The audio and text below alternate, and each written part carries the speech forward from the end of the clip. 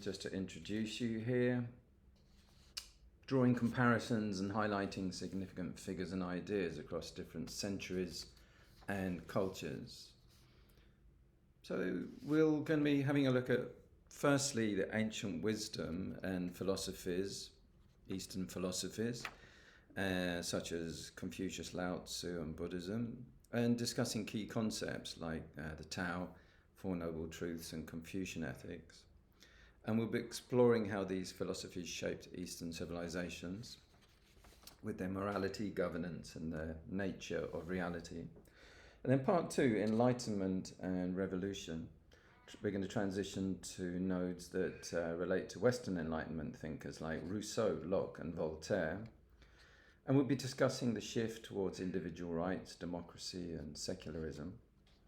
And we'll be comparing and contrasting Enlightenment ideals with Eastern philosophies and highlighting differences in approach to governance and social organisation.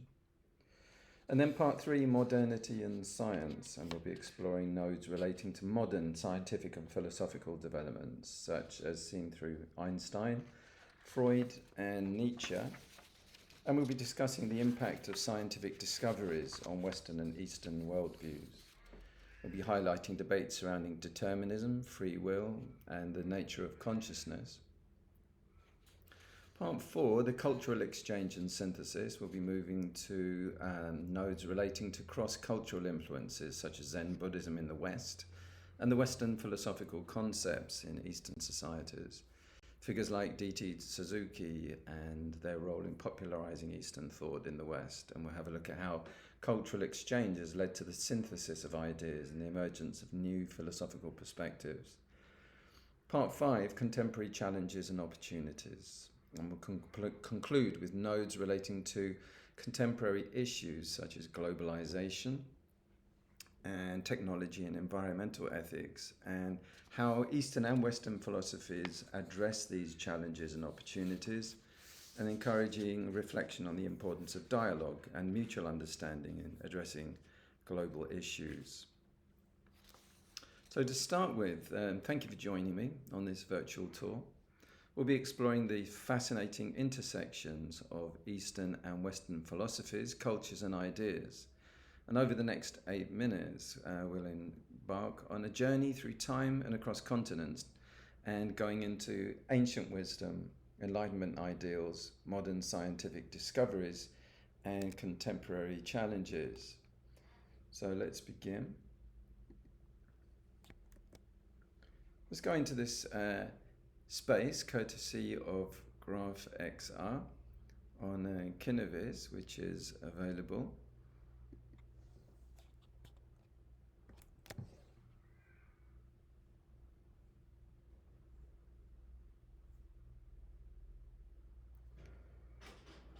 These illuminated nodes all represent factors of knowledge, names, people, ideas, countries, cities, specific aspects that we're going to be looking at as we go through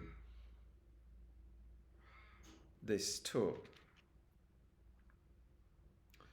So part one, the ancient wisdom and philosophies. So we'll start our journey by venturing into the depths of ancient Eastern philosophies, from the teaching of Confucius on ethics and social harmony to the profound insights of Laozi on the nature of the Tao.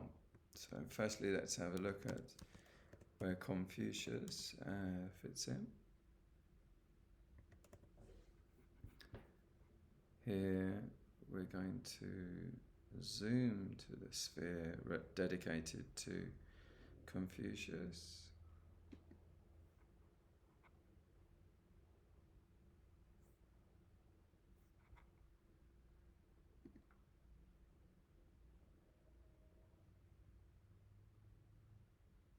Perhaps zoom isn't quite the word we're looking for at the moment. It seems to be operating fairly slowly. So this here is a sphere of concepts that mainly relate to the philosopher Laozi And let's just put that on turntable to rotate and present to us some facts. So he died around 479 BC near the Sea River in Lu. That's not so far away from the timeline of the Buddha, who was around 550 BC. So it's talking about 50 years after. And he was revered as the paragon of Chinese saints. He lived during the spring and autumn period. Confucius, that's a westernization of the name Kongzu. He stressed correctness in social relationships, justness, kindness, and sincerity. And his philosophy, Confucianism, underpins East Asian culture. He emphasized personal and governmental morality, and tradition credits him with editing or authoring many Chinese classical texts.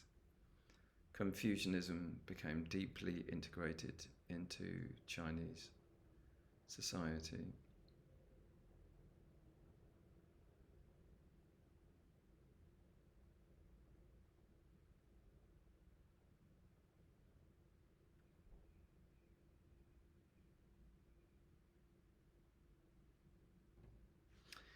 So, moving on, let's have a look at the Tao.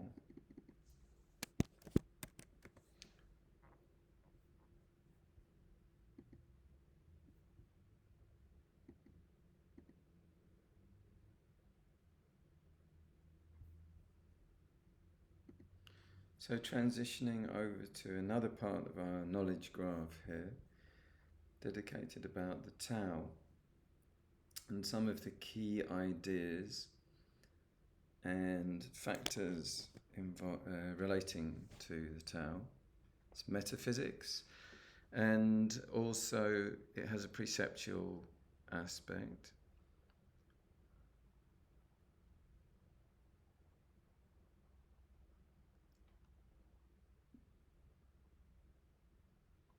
Most people are familiar with Laozi and the Tao. And also, Taoism was involved in bringing Buddhism into China. Daoism had been already accepted into the culture. And in a way, there was a Trojan horse element of the Buddhism being transported into the culture, couched within Daoism. So we seem to be running extremely slowly. It is frustrating, annoying. And I don't really know why. There's no real reason for it to be doing that. So let's move on. And also we have the transformative wisdom of the Four Noble Truths, which exerted a big influence as being part of the Dhamma, not in its entirety. Its fourth noble truth, for example, contains the Eightfold Path. So it's part of a series, not only on its own. So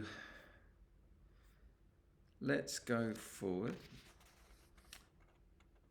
Concepts like the Tao and the Four Noble Truths offer profound perspectives on the nature of reality, human suffering, and the path of liberation.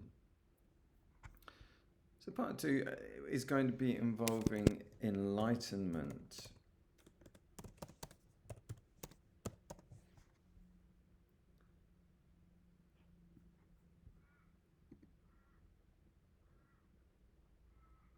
So this involves a certain category of thinkers and there's no shortage of them, as you can see, from Thomas Paine and Jefferson, Franklin, Hume.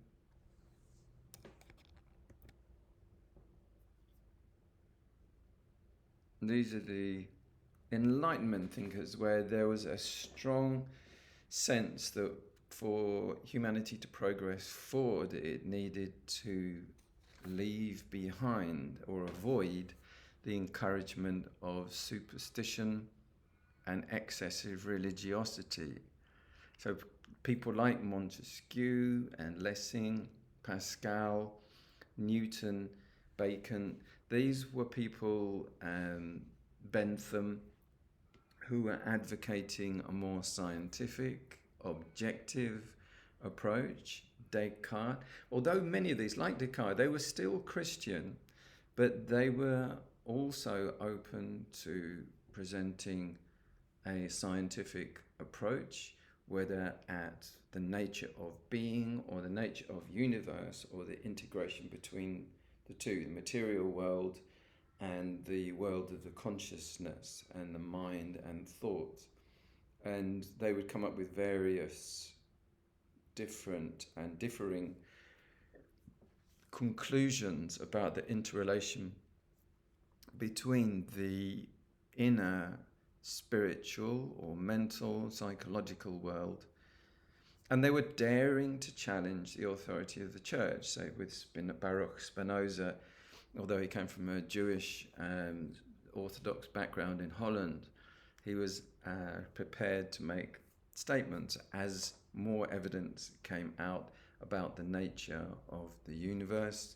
He was willing to challenge and present a resistant view to the orthodoxy of the church. Transitioning to the Western world, we encounter the Enlightenment thinkers who championed reason, individual rights and secularism. Figures like Rousseau, John Locke and Voltaire challenged traditional authority and advocated for the rights of the individual. Their ideas sparked revolutions and laid the groundwork for modern democracy and human rights. Contrasting these with Eastern philosophies, we observe differing views on governance, society, and the role of the individual. So part 3, modernity and science. As we move forward in time, we delve into the realms of modern science and philosophy. Pioneers like Einstein and Freud. Let's take a look at Freud, for example.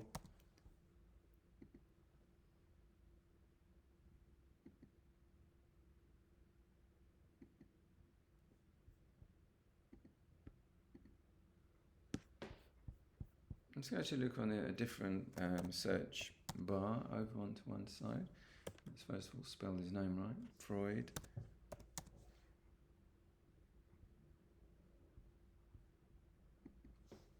I can just move away so I can just see that a little bit better.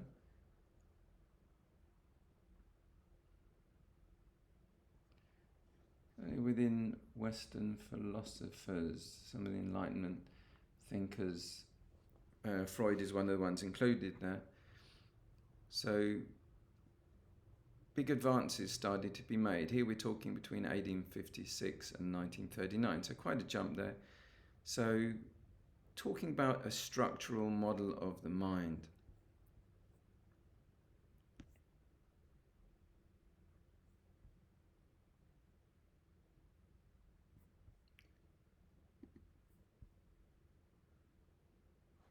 Okay, and so pioneers like Einstein, Freud and Nietzsche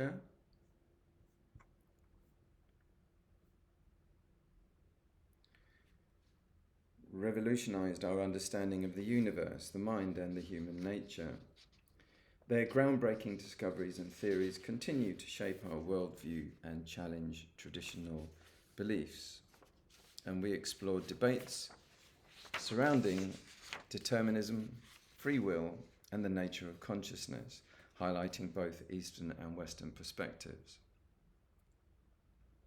Part 4, cultural exchange and synthesis. Our journey takes us on a path of cultural exchange where East meets West in a rich variety of ideas and influences. Figures like D.T. Suzuki played a pivotal part.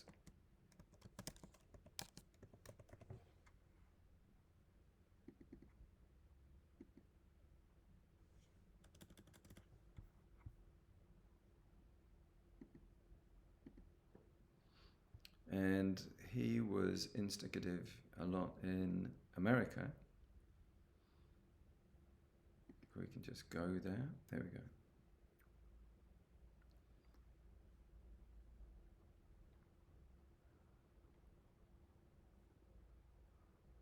Where is he? I think we've actually landed on the wrong... Yes, he needs to be pushing through the map there. He's over Los Angeles, but on the... quite possibly the wrong side of the map. So let's have a quick back look again. No, we're now on the wrong side of the map. What are we doing? So let's go through, and this other one is as well. Let's have another look. Right, not easy to navigate.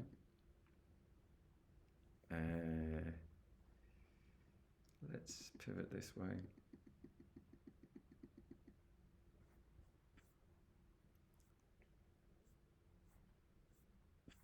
Had a big influence over there.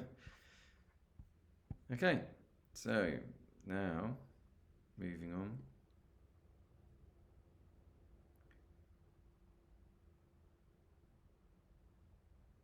He played a pivotal role in introducing Zen Buddhism to the West, sparking a fascination with Eastern spirituality and philosophy. Meanwhile, Western concepts have found resonance in Eastern societies, leading to the emergence of new philosophical perspectives and cultural hybrids. Part 5, contemporary challenges and opportunities. As we arrive at the present moment, we confront the pressing challenges and opportunities of our time. Globalisation, technology, and environmental concerns transcend borders, and calling for collective action and shared wisdom. We reflect on how Eastern and Western philosophies offer unique insights into these issues and the importance of dialogue and mutual understanding in navigating our interconnected world. In conclusion, our journey through the East-West bridges of philosophy and culture have been a testament to the richness and diversity of human thought. As we continue to explore and engage with these ideas, we may find inspiration. We may find inspiration and wisdom in the shared heritage of humanity. Thank you for accompanying me on this enlightenment journey.